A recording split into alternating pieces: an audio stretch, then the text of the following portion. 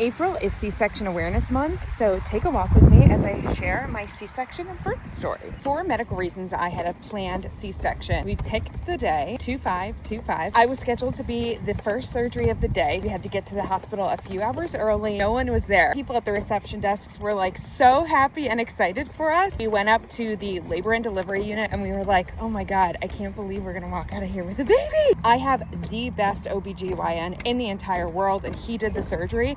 So I wasn't anxious or nervous at all. Before I walked into the operating room, they let Nick and I take a couple of photos. I kissed Nick goodbye and I went into the operating room. They went over the process of the spinal and a little bit about how the C-section would work. They said I would hear words like rupture, head. When it was time to do the spinal, I couldn't believe it didn't hurt at all. So everyone has a different experience, but I'm telling you, I felt no pain when they were done doing it. I was like, wait a second, I don't think it worked. They were like, we're monitoring it right now. It worked. And trust me, it did. That's when Nick was able to come in. He had a curtain up right at my bust area so you could not see the surgery. Nick and I were just looking at each other, smiling, saying, we're about to meet our son. Once it started, it was just a couple of minutes and Alex was out. The surgeon held him over top of the sheet, kind of like you see Simba in The Lion King. And I remember looking at him and thinking, oh my God, he looks just like my brother Paul. I was not able to do skin to skin with him right away. Nick was just communicating to me what was going on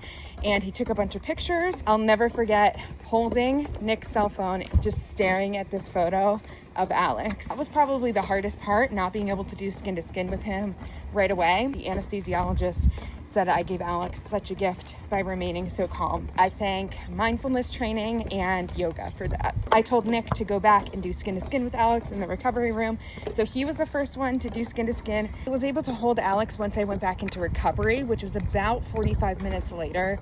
And those were the hardest 45 minutes of my life. I cried.